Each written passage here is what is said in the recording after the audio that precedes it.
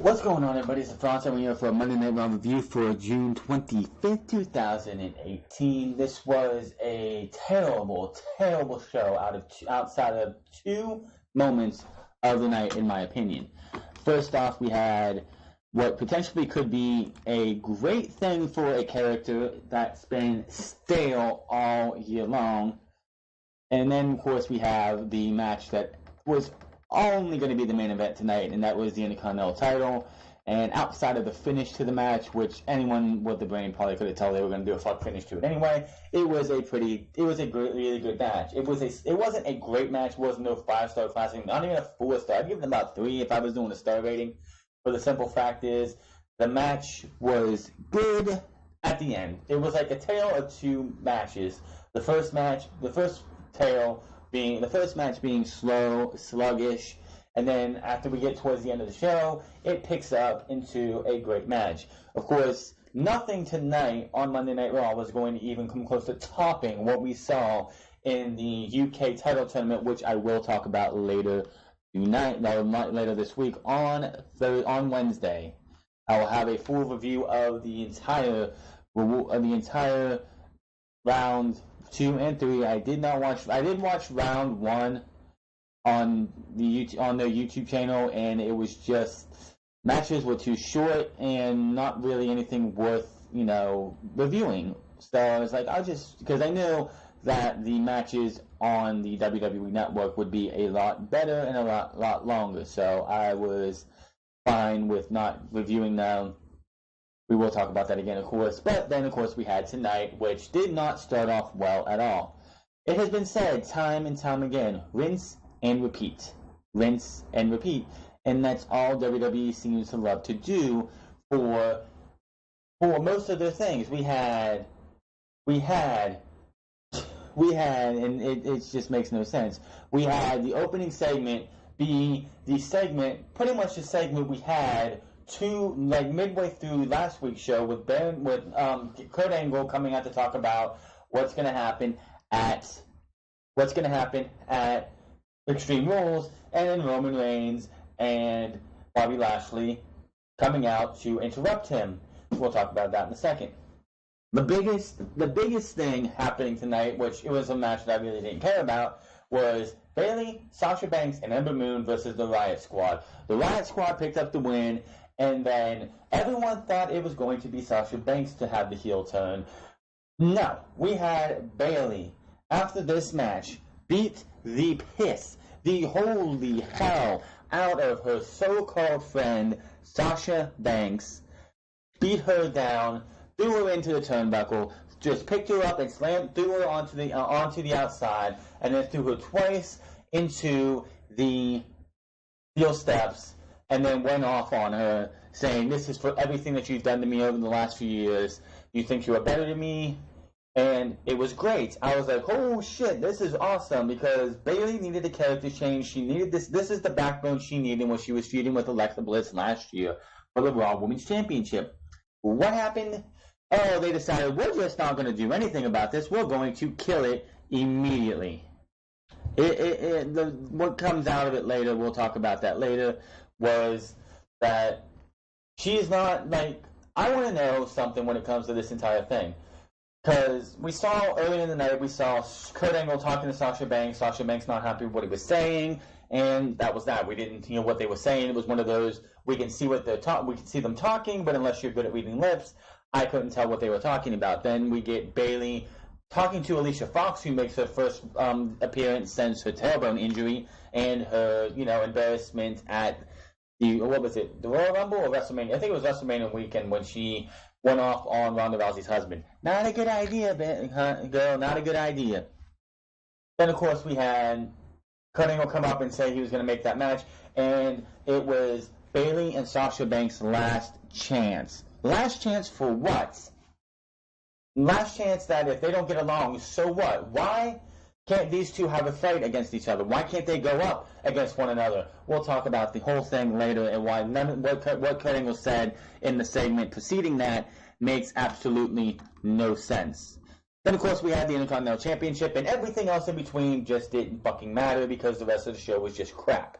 especially after watching the United Kingdom tournament from 3 to 6 almost, and seeing all those great matches and all the great storyline in there. We come to Monday Night Raw, and okay, when you want to watch a great story, a great storyline, story-filled show with stuff that was storyline continuation, not insulting your intelligence, and making you excited to be a wrestling fan, you watch NXT or the WWE UK WWE UK division. If you want to watch a show that can do that some of the times, but some of the times insulting your intelligence, you watch SmackDown. When you want to watch a show that makes absolutely no motherfucking sense 95% of the time, insults your intelligence, and is an embarrassment to the wrestling business, you watch Monday Night Raw. That was Monday Night Raw for the majority of the show tonight. An embarrassment and not worth watching half the time. It's just ridiculous how much they just, like Monday Night Raw used to be such a great show, and it has fallen so far from grace and is the worst show of everything. So, this whole storyline makes no sense, and it is something that I don't know what they're thinking. But we have Brock Lesnar's contractual negotiations hit a snag after what happened this past weekend, when we had Paul Heyman on Facebook put out a post blasting WWE management for having Roman Reigns, Bobby Lashley, and this multi-man match is supposed to happen. Well, right now, that multi-man match is not happening, and I just don't get what they're going with this. To be Brock. 3 years. For 3 years of chances. And the only thing that you've proven is that you can't beat Brock. So it's time for you to just move on, Roman. Move on. Kind of like you did 10 years ago. Some of you may not know this, but about 10 years ago, Bob here was in the main event of WrestleMania. And then what'd he do? He moved on. That was 12 years ago. Wasn't that WrestleMania 23? That was what? Yeah, 12 years ago? No, I guess it was 10, 11. You left. You quit. Why? You wanted to be a big superstar in the MMA, and how'd that work out, huh? You made a real big impact. And now he's back. But tell me this, Bob. What have you done around here lately? Exactly nothing. And while you're busy doing nothing, I was main event WrestleMania 4 years in a row. Failure against Brock Lesnar at WrestleMania 31. Failure against Triple H at WrestleMania 32. Failure against The Undertaker at WrestleMania 33. Failure against Brock Lesnar at WrestleMania 34. Failure. You want to make it 5 years in a row, Roman? I don't want to see you for a 5th year at WrestleMania in the main event. I don't want to see you at WrestleMania 35, period. And I'm still here every single week. Bullshit, you were off a couple weeks ago for 2 weeks in a row, so that's a lie right there. I'm trying. I'm hungry, and I want it to be 5 in a row. So before you ever come up in my ring and run your mouth to me, you check my resume. Don't you try to downplay my background, Roman. That's the best. That's the best you could come up with. He's talking about how he's been here mostly every day, and that you need to look at my resume, and you're like, don't you dare try to downplay my resume. Yeah, because they're not allowed to talk about TNA Impact on WWE TV, where you were a multi-time world heavyweight champion, and you were pretty much, relevant there, which you're not really relevant here. The only one here that has legit tools to beat Brock. I'll prove that at Extreme Rules against 3 guys, 4 guys, however many guys you want to put against me, Kurt. Including you.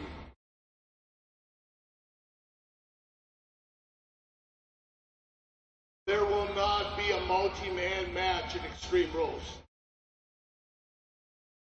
There was a snag in the contractual agreement with Brock Lesnar, and he pulled out of the deal. Okay, for first and foremost, Brock Lesnar is technically under contract to be Universal Champion. Them saying they have to go into negotiations for him to wrestle at a pay-per-view is bullshit, to the max. That is fucking stupid as hell. Not believable one bit. So basically what they're trying to pull this on is that you have the Universal title on somebody not under contract to compete. That is pathetic right there. And that title becomes more and more irrelevant every single day. Brock Lesnar brings it to the show. It's still an irrelevant title. Until that title is on somebody who can give it a real title reign, that title means absolutely fucking nothing. It's worse than when Jinder Mahal was the WWE champion, and it's that bad. Match we're going to have Extreme Rules, it's no longer on the table, at least not for now.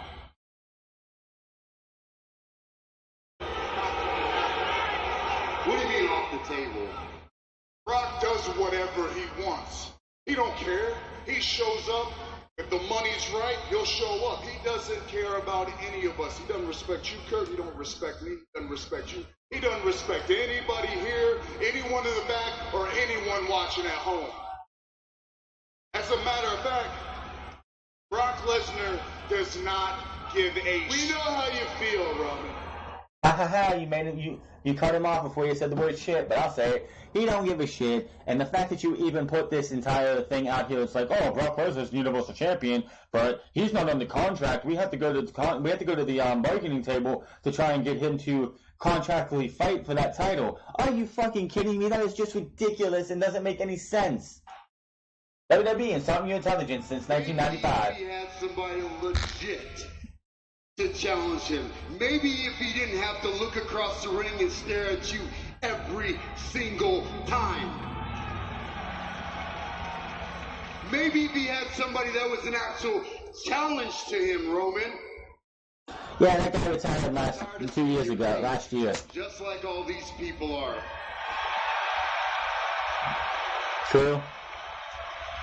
Brock would come back if he had a real challenge like the person standing right before you. That was terrible. It looks like you don't have a match at Extreme Rules. I don't have a match at Extreme Rules. Why don't we just do it right here, right now?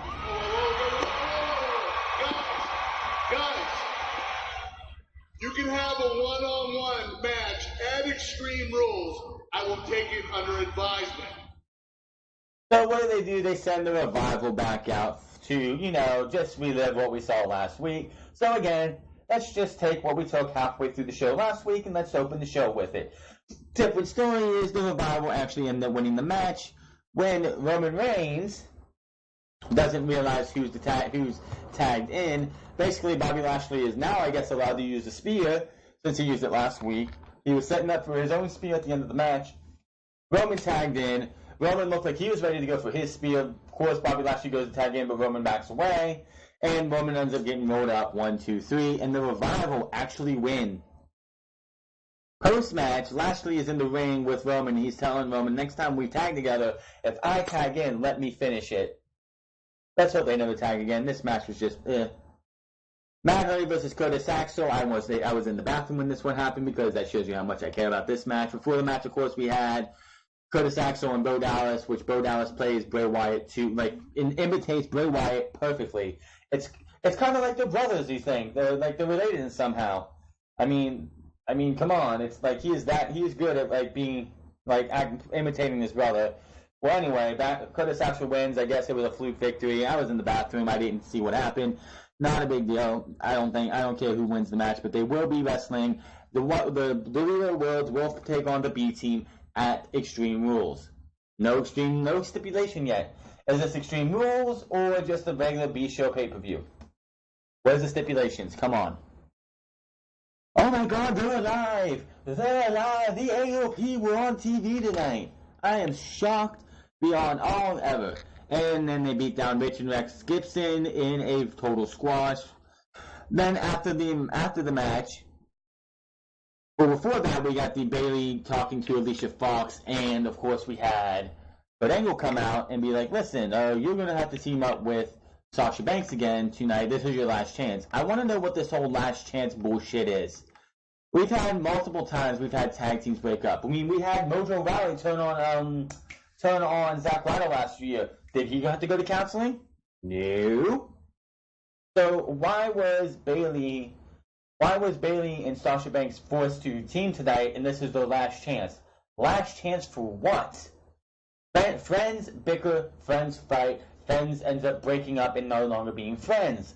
Why are you trying to turn this into an after-school special? I don't get it. But again, yes, we had the AOP taking on a bunch of jobbers, which was Rich and Rex Gibson. They destroyed them with the last chapter. Post-match, they beat down the jobbers until Titus Worldwide make their way to the ring, and the AOP exit. It looks like we're going to have a mini feud for AOP to take down Titus Worldwide, which is fine. It's just great to see the authors of Pain back on TV. Where the fuck have they been?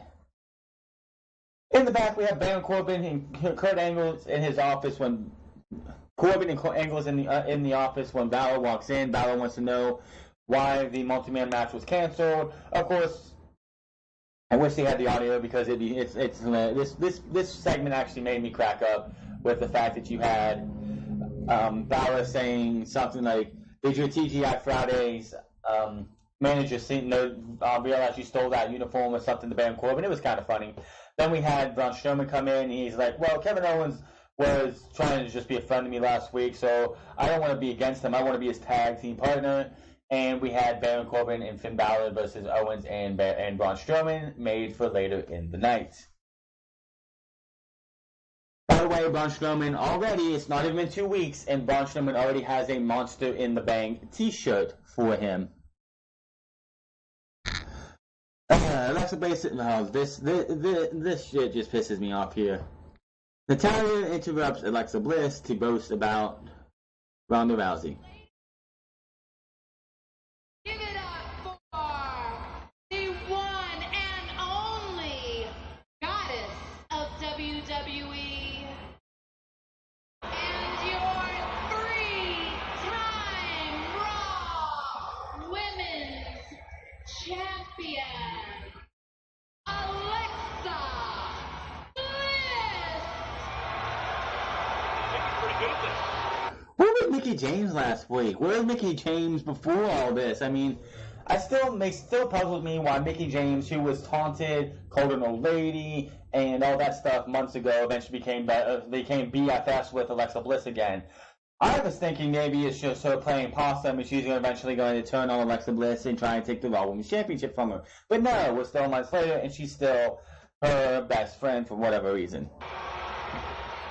Honestly, I can't even believe that you're standing out here. I'm sorry about me being okay, you know. I'm a champion, I bounce back. I'm very glad though that Kurt Angle is okay and that he finally sees Ronda's true colors. Because it seems like the baddest woman in the planet is nothing more than the most entitled, spoiled rat in the planet. Can I just say how many times she botched in that entire sentence? In, it's on.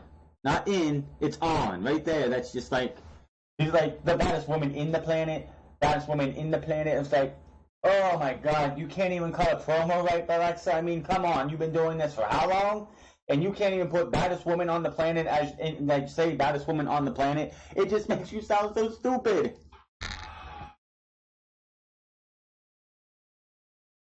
And even after everything that happened, she clearly still doesn't even know the rules of WWE because... Can we stop with this line being written into scripts for these women and Kurt Angle? Ronda Rousey has been a fan of WWE for years. She knows the rules to be in WWE.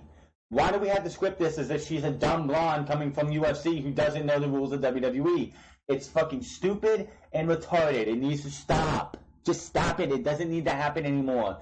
Every single week we come out here and it's like, oh, apparently you don't know the rules of WWE. You can do this, but you can't. You can do this, and you can do this. It's different than UFC. No shit, motherfuckers. We know this, and so does Ronda Rousey. It's so fucking stupid. What I did in Money in the Bank is 100% legal. Yeah, but you got your ass kicked next night. It's just my opinion. I think it may go down in history as one of the greatest Money in the Bank cash-ins ever. I know. I was there. And I saw about what great of a moment it was. And how am I rewarded? By having to defend my title in 3 weeks against the bully, Nia Jax. Obviously, you just contradicted yourself because you sat there and said Ronda Rousey doesn't know the rules to WWE, but yet when you beat a champion, they get a contractual rematch. It's a contractual rematch clause in the contract of being a champion. I don't know who started that, and I think it's stupid, but it is what it is. So you're gonna have to defend your title. Why are you fucking complaining? Well, I mean, maybe it depends on the condition of Nia's arm. She might still be reattaching it from what Ronda did.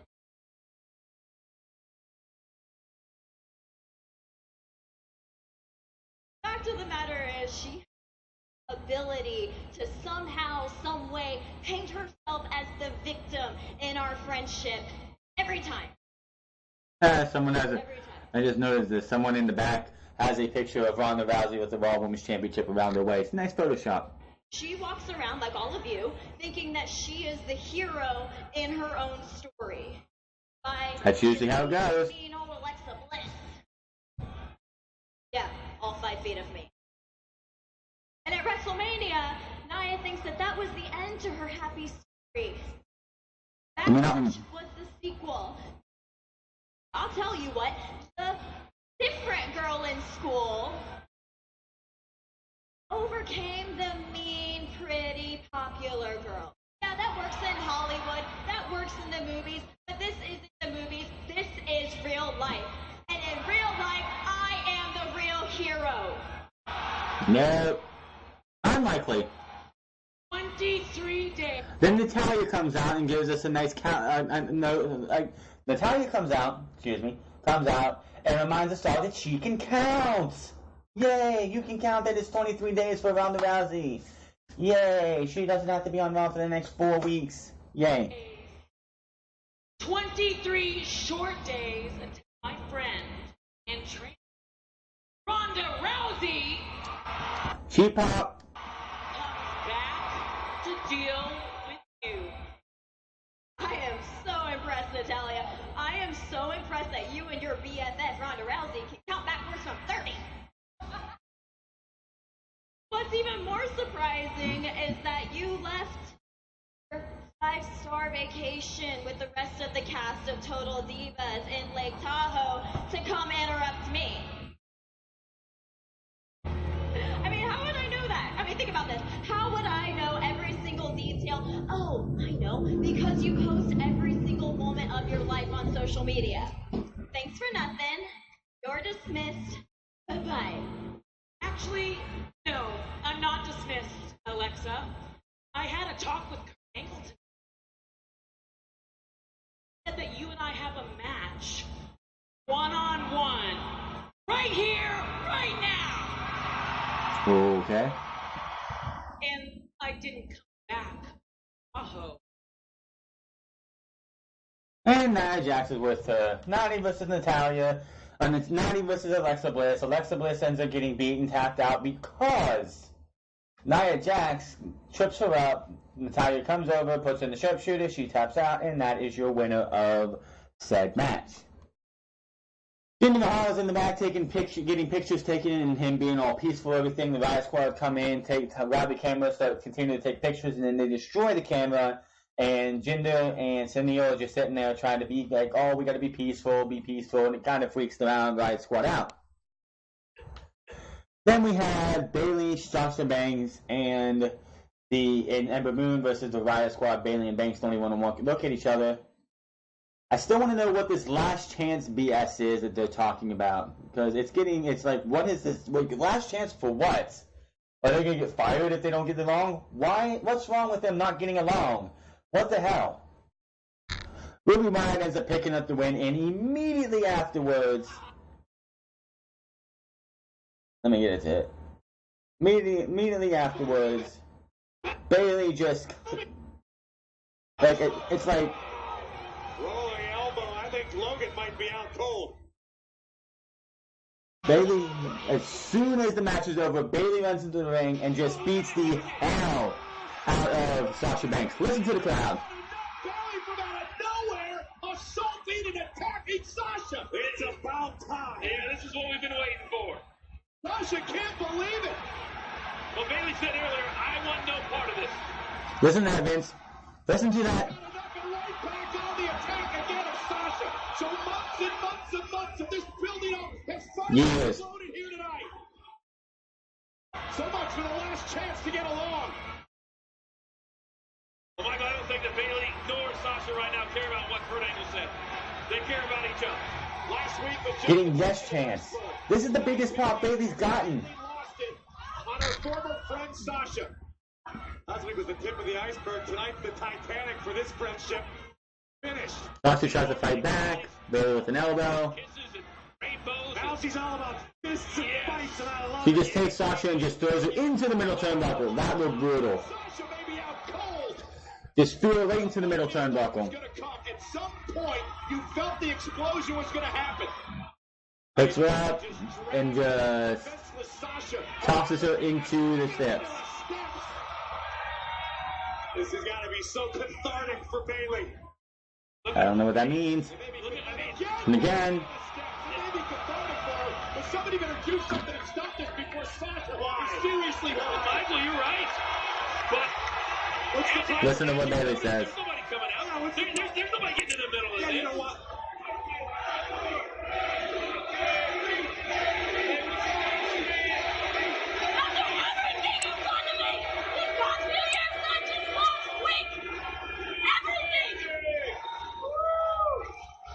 You think you're better than me, Sasha? You think you're better this whole time?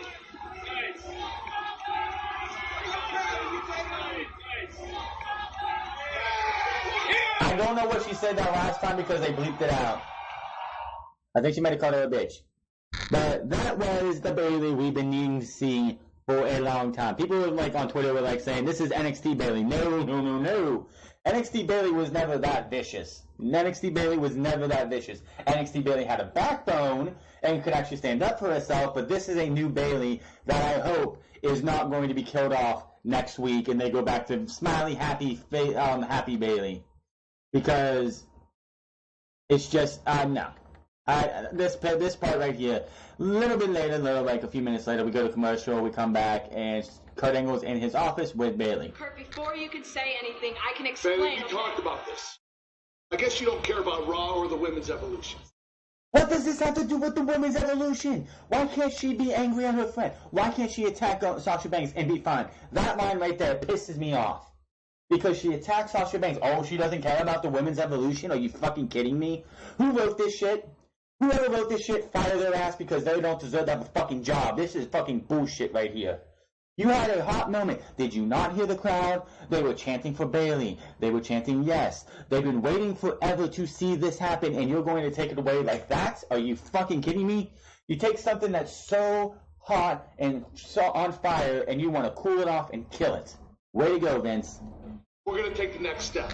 Next week, you're going to mandatory counseling. Counseling? Yeah. What about Sasha? You just put Sasha in the trainer's room. I don't need counseling, Kurt. You're going or you're fired. Yeah, really? Now, I don't know where this is going to be heading, but that right there, it's like, the fact that you said, we talked about this earlier, you obviously don't care about the Raw or the Women's Evolution. What does what Bayley just did hurt the Women's Evolution? That just makes you sound so fucking stupid. Seriously. How does what she just did tonight hurt the Women's Revolution or Evolution? It actually helps the Women's Evolution, in my opinion. It makes it more watchable. It adds a new wrinkle to the Women's Evolution. What do we get from this? We go to Extreme Rules. We give them some Extreme Rules match. Sasha Banks isn't afraid to go hardcore. And now Bayley has finally broken out of her shell. She's no longer that sniveling girl who picked up a kendo stick in a match last year and didn't know what to do with it. This is just horrible what they decided. Oh, we're just going to send her to counseling. No, you don't do that. I better not see Dr. Shelby next week. I'll be fucking pissed as a motherfucker if they bring back Dr. Shelby. So this one is up in the air, and I'm hoping this is an actual heel turn. A lot of people also online will don't think Bayley can hold her hold a candle to a Sasha Banks heel turn.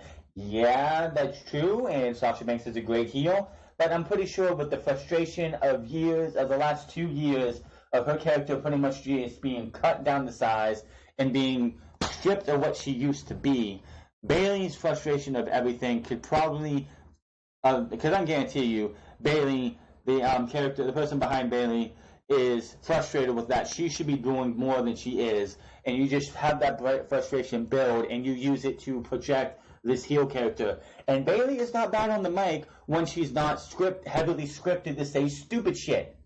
So I can't wait to see what happens for Bayley. I'm hoping this counseling thing does not bring back babyface Bayley, because I'm going to tell you right now, counseling is the biggest scam, one of the biggest scams outside of charities. Outside of 95% of the charities in the world, counseling is a fucking scam. All they do is they come in there, and eventually people get tired of coming to counseling, so what do? They tell their counselors what they want to hear. And what they want to hear makes the counselor like, oh, they're fine, so you're done, you don't have to come back, and then they go back to what they were doing. So, what is this going to lead to? I don't know. But this Bayley is something we've been needing to see for a long time, since she came up, and since that was her biggest reaction since Battleground 2016, when she was Sasha Banks' mystery, in quotation marks, mystery partner, because everybody knew it was going to be Bayley. But that night, she had a huge reaction. This heel turn was not as big, but it's the second biggest reaction she's had since that night, bar none. So hopefully, we'll have something next week that doesn't kill this and make it, oh, it's just smiley happy Bayley again. Kill the wacky wave on the inflatable arm flame 2-man, and kill the music. Give her something that's not so sunshines and rainbows. Change her character, change her attitude. She is not happy-go-lucky Bayley anymore. She is pissed off. I don't give a fuck about anyone anymore, Bayley. Let's see where this goes. Then we had No Way Jose and Mojo Rawley was supposed to have a rematch from last week. I don't think anybody wanted to see this. You know what? I really don't even want to talk about this, because Mojo Rawley comes down. He's like, oh, he goes up to this guy who's wearing a cheeseburger and pretty much cuts into him, calling him worthless, calling him pathetic. You're wearing a cheeseburger. You're disappointing your parents. How do you expect to ever become a WWE superstar and this is what you're going to do? Then he goes over and tells Jose, we're not going to have the match tonight because you don't deserve it. And then, of course, he ends up cold-cocking Jose and walking off. Let's see what we got here. Corbin versus Balor versus Owens. This was an interesting match. I honestly didn't care. It was just rinse and repeat. Only we had we had Balor with Corbin and Owens with Strowman. Owens and Strowman, of course, had a better chemistry and worked better together. Corbin and Balor ended up getting counted out because they kept fighting with each other towards the end. Afterwards, Strowman is in the ring. Kevin Owens is excited because they won. He runs out and heads to the back, trying to escape Braun Strowman, but that doesn't work out real well for Kevin Owens. He was in it. He runs to a locker and hides there. Braun Strowman walks past that locker, and Owens thinks everything is fine, but it turns out it's not going to be fine as Braun Strowman destroys Kevin Owens' car. Hey, you two, your security call, come on. There's a maniac after, just, check him. Get my back. Keep your eye on my back.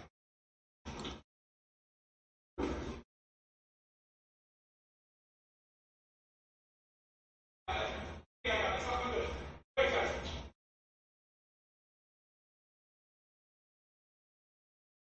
I honestly don't think they have the valet sitting where they have the valet sitting in this scene. Ever. Hey, where's my keys? I need my keys. Give me my keys. I don't have your keys. What do you mean you don't have my keys? They're in there. Just look for them. Come on. Oh, I don't have your keys. Give me my keys. What do you mean? Have them. What do you mean you don't have them? Where are they? He does. Points over, and it's Braun Strowman.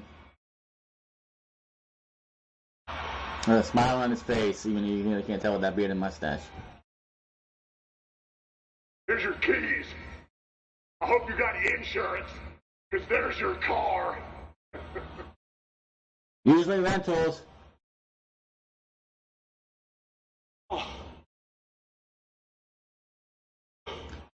They turn the camera around, and there's a card flipped over with the front of the card being like, I don't know. No, I don't believe Strowman flipped this card himself. I don't know who, like, if they just had it pulled off of a thing flipped over, but they show it flipped over and smoke coming out of it.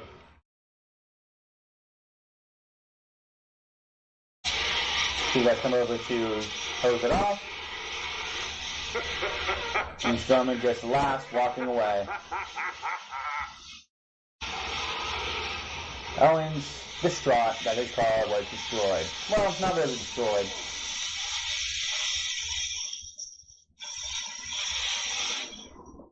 Honestly, it looked like it didn't look like it was smoking. It looked like they went over with the fire extinguishers and sprayed it down before Kevin Owens came out, so it looked like it was smoking. That's all it looked like. Seth Rollins versus Dolph Ziggler, the only match of the night worth caring about, in my opinion. The only match worth caring about tonight. Everything else was just bleh. It was surprising to see that Revival win. How many times does that happen? And it was surprising to see the AOP return, even though we saw them just destroy a bunch of Joe Schmoes. But the match was great until we got to the ending. This match, well, it wasn't great. I would say this match started off slow. The first half of the match was just headlock, takedowns, hammerlock, arm drags, and stuff like that. And then it really started picking up towards the end. I wouldn't say that. The match started off with a drop kick by Rollins as the bell rings, then he stomps Ziggler on until he bails. Tests the strength, but Ziggler with a kick to the gut of Rollins. Seth blocks a strike and hits one of his own. Snapmare rolls through pin for a 2 count. Arm drag into an armbar for Rollins. Elbows by Ziggler, rocking Rollins. Shots to the gut of Rollins, then an elbow drop by Ziggler for a 2 count. Hammerlock into a headlock by Ziggler, then a side headlock on the mat.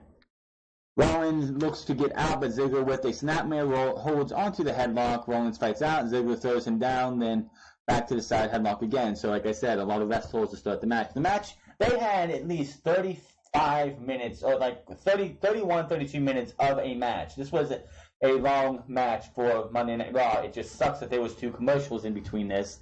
You do really lose a lot, and I think JR pointed this out on one of his ifs, was probably about a year or so ago, where he's like, the audience at home, you lose a lot of momentum in a match when they go to commercial break, especially a title match. I just wish, like, for title matches, because I know back in the day with WCW and the fact that they were owned by the TV company, that like a Goldberg match or like a high profile match didn't usually go to commercial break because they wanted you to see all of it. It just sucks that you don't see that nowadays, because WWE is run on the USA Network, and they really can't do that. Unless, of course, Vince McMahon wants to fork over some money.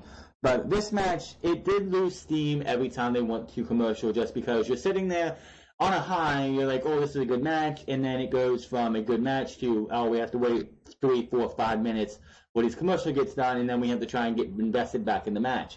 Yes, a lot of times you'll see people like, oh, I guess I'll catch it later, and they'll go check something out, or they'll be like, oh, it's commercial time, so I'm going to go see what's going on like the NBA Awards, which were tonight, or I'm going to go see what's going on this show, or if I'm going to go see what's on SportsCenter, or I'm going to go see what's on NBA TV or MLB TV, something like that, just throwing things out there. Or if there's like a new show that started. And then they're like, oh, well, this show is great, so I'm not going to watch the end of Monday Night Raw, and you lose ratings that way. Rollins gets out leapfrogged by Rollins into a hip toss, then a drop kick sending Ziggler to the outside. Rollins to the outside, but Drew in between Ziggler and Rollins. Ziggler looks to take advantage, and Rollins stops that and sends Ziggler into the barricade. Then he stares down Drew as they go to break again. Back in Ziggler to the knees of Rollins, taking him out. Jumping elbow to Rollins for a 2 count. Ziggler with a chin lock and a leg vice on Rollins. Definitely seeing a lot of rest holds and like him working, trying to slow Rollins down, trying to make sure that his speed does not become a factor. Rollins fights out, and Ziggler gets whipped into the corner chest first. That always looks brutal. Unlike when the reason the chest looks more brutal than the actual shoulder into the post looks brutal is because the shoulder into the post half the time, they look like they catch the post and then pull their shoulder slightly forward. This, you just go head first and just go smack right into the front, into the turnbuckle. Seth launched over the top rope and lands hard on the outside, immediately grabs his wrist, so that becomes a problem for him. Seth back in and Ziggler gets a 2 count. Dolph with a right hand, and he taunts Rollins and follows that up with a strike to Rollins. Kick to Ziggler's chest, suplex blocked into a sleeper hold, but Rollins escapes, but Ziggler gets the sleeper hold back on him. Rollins fights him off, running double crossbar as both men are down. Both men back up, Rollins with a chop, sent into the corner, Rollins with a boot. Rollins up, and Rollins goes for a dive, but he misses, rolls through, then a sling blade, sending Ziggler to the outside. Seth goes for the suicide dive, but Drew McIntyre, while the ref is distracted, with a clubbing blow to the back of Rollins. Drew is sent to the back, and he argues with the referee. Ziggler comes over, tries to argue with the referee too. Rollins goes to roll him up, but the referee is still arguing with Drew McIntyre. Drew and Rollins gets up and knocks Drew off, sends Ziggler to the outside, suicide dive onto both men, and Rollins goes up top and Ziggler crotches him, sending Rollins crashing to the mat for the 2 count as they go back to break. Ziggler in control, but a ripcord knee to Ziggler. Both men are down. Rollins crawls to the cover, but Ziggler gets the foot on the rope. This is when the match started picking up a lot more. Rollins on the apron goes for a powerbomb, but Ziggler gets out of that and ends up hitting a DDT on the apron. Rollins barely beats the 10 count, so Ziggler with a super kick block, buckle bomb, super kick for a 2 count. Rollins goes up, but Ziggler gets up and is headbutted down, but Ziggler up again, but another headbutt by Rollins. Rollins hits the frog splash for a 2 count. Rollins looking for a stomp, Ziggler moves and goes for a zigzag, rolls up Rollins rolls up him, and they did a carousel of roll-ups. And of course, Ziggler tried to use the tights again, and he gets out of that. Zigzag then gets hit for a 2 count. Ziggler puts Rollins on the top turnbuckle, looks for a superplex, but Rollins blocks that. And him and through the master of these two working so well, you had Ziggler looking for the superplex. They ended up working themselves around to where Seth Rollins was able to hit the superplex into the Falcon Arrow. 1, 2. Drew McIntyre runs back, pulls the referee out, and beats down Seth Rollins. Your winner by disqualification is Seth Rollins. So a great match was ruined by Drew McIntyre. They start to go try and beat down Seth Rollins when in comes Roman Reigns. He spears the taste out of Dolph Ziggler, probably his best spear he's done in a long while. Maybe he took some lessons from Bobby Lashley how to do a proper spear. He goes in to come to blows with Drew McIntyre, and Drew McIntyre does the one thing you don't do to a Samoan, and okay, there are 2 things you don't do to a Samoan. You do not headbutt them in the head, and you do not cause blood. You do not draw blood on them, because their heads are made of cement. Not really, but you know what I mean. And they will go batshit crazy if you make them bleed. He did the first cardinal sin, which you do not headbutt a Samoan. And with the Superman punch, and that is that. They were sent off. Dolph Ziggler is still your champion, while Seth Rollins is the winner. I guarantee you we will see a match between these two at Extreme Rules. I don't know what the match stipulation is going to be, but I guarantee you we will probably see a tag team match between Drew McIntyre, Dolph Ziggler versus Seth Rollins and Roman Reigns next week. Cry me a river, pour me some bleach, whatever you have to do. It was a great match. It was a good match. It was a good match that was turning into a great match. It was a good match that could have had a great finish. And I was so ready to pop with the Falcon Arrow pin because Seth Rollins was going to win that match with the 3 count, just the way it looked. Until, of course, Drew McIntyre pulled the ref out of the way. Now, the rest of the show, like I said, outside of Bayley turning possibly heel, which I hope it stays. And this match the ending was okay, I guess. It just furthers up for next week. We're gonna have a tag match between these 2 teams. Other than that, this show was terrible. Outside of Bayley turning heel, which I fucking loved, the crowd loved. The crowd's been wanting. I don't care who would have turned heel. I'm pretty sure whoever would have beat down the other one at the end of the match, we would have seen the crowd popping, the crowd chanting yes. the crowd chanting for that person. They wanted this stuff to happen. Didn't you not see at WrestleMania 34 during the Andre the Giant Memorial Battle Royal when Bayley threw out Sasha Banks? How everybody went crazy, and then of course Naomi came in and ruined the whole damn thing, but that's not here nor there. So let's just see what happens next week. I'm gonna have to put my feelings on the whole thing to the side right now. If they ruin this next week, which I have a feeling they're going to, I will let them have it even worse than I did tonight. Just saying. But that is going to be all for your Monday Night Raw review. I know it's a lot shorter, but this match was just below average outside of the Intercontinental Championship match and Bayley turning heel. Nothing else in this show really mattered.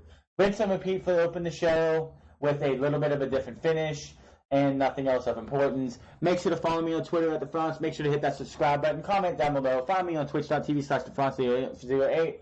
Follow me over there. I will see you guys tomorrow for SmackDown Live, where we will have Shinsuke Nakamura versus Jeff Hardy for the United States Championship, in which I think Shinsuke Nakamura will probably win by a fuck finish, or Shinsuke Nakamura will be a new United States Champion, which, in my opinion, is SmackDown Live copying Monday Night Raw, in the sense that we had a new Intercontinental Champion, and then a week later we get a new United States Champion.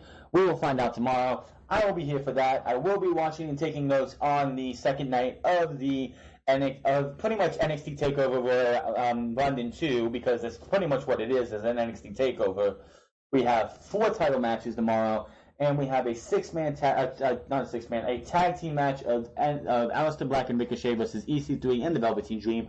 I will have full review and results on both nights on Wednesday. Make sure to be here for that. Until then, my name is TheFrance, and I'm getting out of here. Peace.